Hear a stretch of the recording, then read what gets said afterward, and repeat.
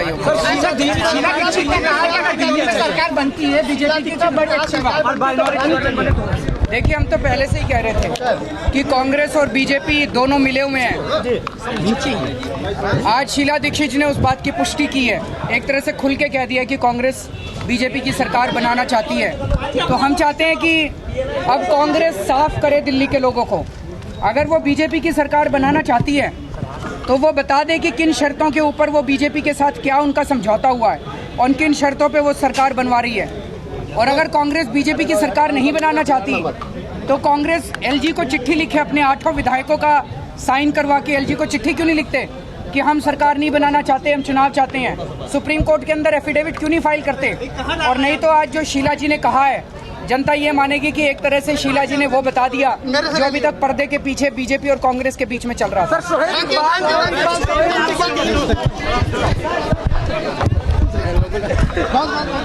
बढ़िया बढ़िया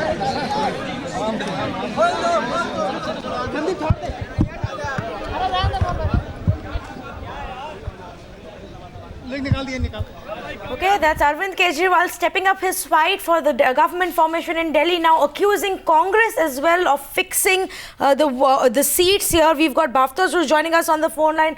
Bhavtosh, Arvind Kejriwal really not giving up, now going to the police commissioner with a copy of his sting and complaint. Well, in fact, he has submitted the copy of the complaint with the Commissioner of the Delhi Police. And now there are 3 demands of AAP.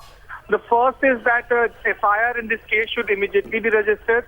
The second is that Sher Singh Rana, the BJP vice president, should be arrested and he should be taken into custody, and his custodial interrogation should be done by the Delhi Police.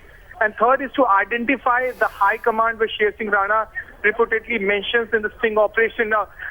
The copy of the complaint has been given to the commissioner along with the CD. According to the Delhi Police, the commissioner assured him that he will look into the complaint. In fact, हमने आज अभी जो sting operation हुआ था, जिसमें